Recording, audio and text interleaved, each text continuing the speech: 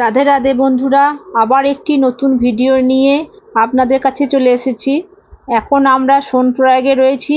এইটা সোনপ্রয়াগের পার্কিং। আর এই দেখুন, কেদারনাথ যাবার জন্য রেজিস্ট্রেশনের কত বড় লাইন লেগেছে।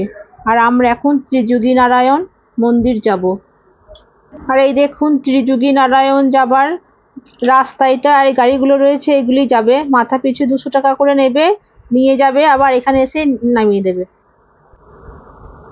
আমরা গাড়িতে বসে গিয়েছি। চলুন আপনাদের ত্রিযুগী নারায়ণ মন্দির সম্বন্ধে একটু বলে নিই। এটি ভারতের উত্তরাখণ্ডের রুদ্রপ্রয়াগ জেলার ত্রিযুগী নারায়ণ গ্রামে অবস্থিত। দেবী পার্বতী ছিলেন হিমাবর্ত বা হিমাবনের কন্যা। তিনি শিবের প্রথম স্ত্রী সতীর পুনর্জন্ম ছিলেন। পার্বতী প্রথমে তার সৌন্দর্য দ্বারা শিবকে মোহিত করার চেষ্টা করেছিলেন, কিন্তু তিনি ব্যর্থ হন। অবশেষে তিনি ত্রিযুগী নারায়ণ থেকে 5 কিলোমিটার দূরে অবস্থিত গৌরীকুণ্ডে কঠোর তপস্যা অনুশীলন করে শিবকে জয় করেছিলেন। ত্রিযুগী নারায়ণকে হিমাবর্তের রাজধানী বলে মনে করা হয়। এটি শিব ও পার্বতীর স্বর্গীয় বিবাহের স্থান। সত্যযুগে পবিত্র আগুনের উপস্থিতিতে সাক্ষী এখনও এই মন্দিরের সামনে অগ্নিকুণ্ড আছে, যে অনন্তকাল থেকে জ্বলছে। বিষ্ণু বিবাহের আনুষ্ঠানিকতা করেছিলেন। বলা হয় ইনি পার্বতীর ভাইয়ের ভূমিকা নিয়েছিলেন। ব্রহ্মা বিবাহের পুরোহিতের কাজ করেছিলেন, যা সে সময়ে সমস্ত ঋষিরা প্রত্যক্ষ করেছিলেন। মন্দিরের সামনে ব্রহ্মশিলা নামক একটি পাথর দ্বারা বিবাহের সঠিক অবস্থান চিহ্নিত করা হয়েছে। বিবাহের আগে এখানে কোনো কুণ্ড ছিল না।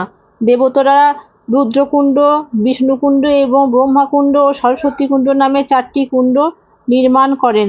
সরস্বতী কুণ্ডটি বিষ্ণুর নাভি থেকে উৎপন্ন হয়েছিল। গাড়ি আমাদের এখানে নামিয়ে দিল। আর এখানেই দেখুন পার্কিং।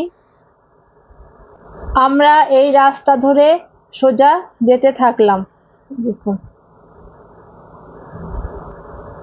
এই দেখুন, বাঁ দিকে যেতে গিয়ে এখানে হচ্ছে গেট। আর এই সোজা আমরা যেতে থাকলাম। এখানে একটা ছোট্ট মার্কেটের মতো রয়েছে। দুই সাইডে সব পুজোর জিনিসপত্র রয়েছে, সব কেউ কিনতে পারে। আর 100 টাকা করে এরা ডালি দিচ্ছে পুজো দেওয়ার জন্য। সব ওর মধ্যে মালা ফুল সব কিছুই সাজানো আছে। আর এই দেখুন, এইটা হচ্ছে মন্দির। মন্দিরটা দেখুন, এখান থেকে সব দেখা যাচ্ছে। আর এই দেখুন, এখানে রয়েছে, এটা হচ্ছে ব্রহ্মশিলা, যেটা বিবাহ স্থান হিসাবে চিহ্নিত করা হয়। এরকম ছোট ছোট আরও করা আছে, তবে এখানেই শিব পার্বতীর বিয়ে হয়েছিল বলে মনে করা হয় এই শিলাটার ওখানে। এই দেখুন, এটা হচ্ছে ব্রহ্মাকুণ্ড। বলা হয় ব্রহ্মাকুণ্ডের জল চুমুক দেবার জন্য ব্যবহার করা হয়। এটা হচ্ছে রুদ্রকুণ্ড। রুদ্রকুণ্ডের জল স্নানের জন্য ব্যবহার করা হয়। এই দেখুন, এখানে একটা মূর্তি রয়েছে, এটা রুদ্র। আর এই দেখুন, এটা হচ্ছে বিষ্ণুকুণ্ড। এখানে বিষ্ণুর একটি মূর্তিও রয়েছে। এই দেখুন, বিষ্ণুকুণ্ড। এখানে বিষ্ণুর শুদ্ধির জন্য এই জল ব্যবহার করা হয়, এই কুণ্ডের জল। আর এটা হচ্ছে সরস্বতী কুণ্ড। সরস্বতী কুণ্ডের জল নিবেদনের জন্য ব্যবহার করা হয়। এই দেখুন, শিব পার্বতী মূর্তি রয়েছে। আর এখানে সব পুজো করাচ্ছেন সব।